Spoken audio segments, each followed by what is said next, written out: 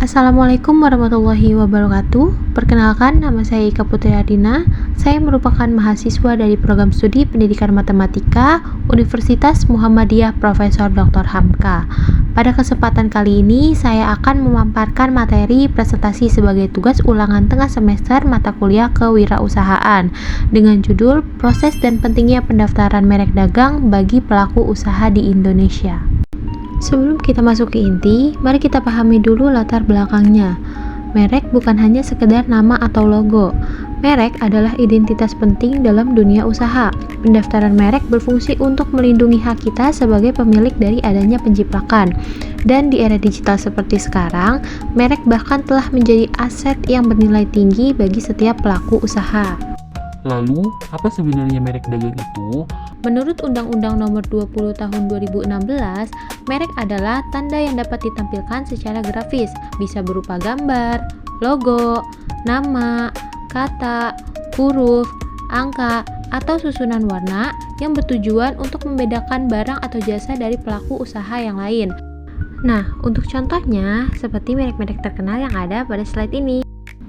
Ada 3 tujuan utama mengapa pendaftaran merek ini sangat penting. Yang pertama, untuk memberikan perlindungan hukum bagi kita sebagai pemilik merek. Yang kedua, untuk menghindari penyalahgunaan atau penjiplakan merek oleh pihak lain.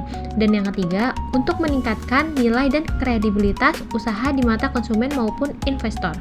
Nah, selanjutnya, jika merek kita sudah terdaftar, ada banyak manfaat yang bisa kita peroleh.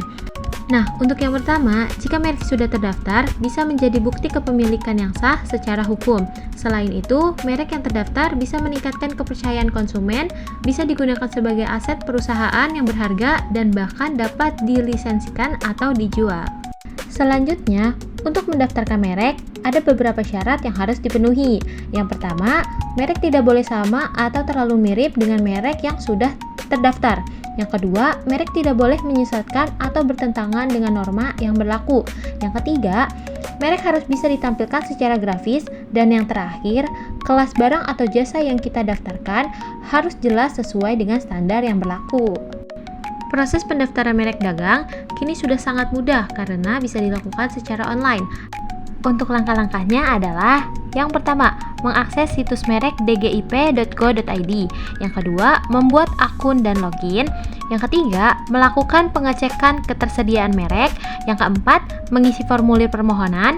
Dan yang kelima, mengunggah dokumen yang diperlukan seperti KTP atau akta perusahaan, contoh merek, surat pernyataan kepemilikan, dan bukti pembayaran PNBP.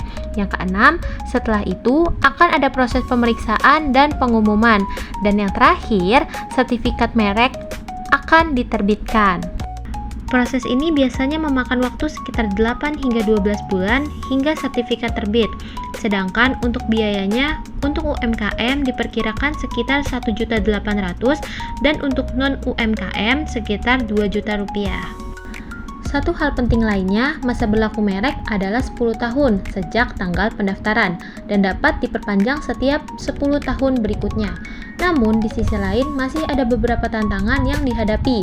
Misalnya, masih banyak pelaku UMKM yang belum paham pentingnya merek, proses administrasi yang masih dianggap rumit, dan biaya yang masih dirasa tinggi bagi sebagian usaha mikro. Sebagai penutup, dapat disimpulkan bahwa pendaftaran merek sangat penting untuk melindungi identitas usaha kita. Prosesnya kini lebih mudah karena bisa dilakukan secara online. Dengan merek yang sudah terdaftar, usaha kita menjadi lebih aman dan terlihat lebih profesional. Mungkin segitu saja presentasi dari saya, kurang lebihnya mohon maaf. Billahi taufiq wa hidayah. Wassalamualaikum warahmatullahi wabarakatuh.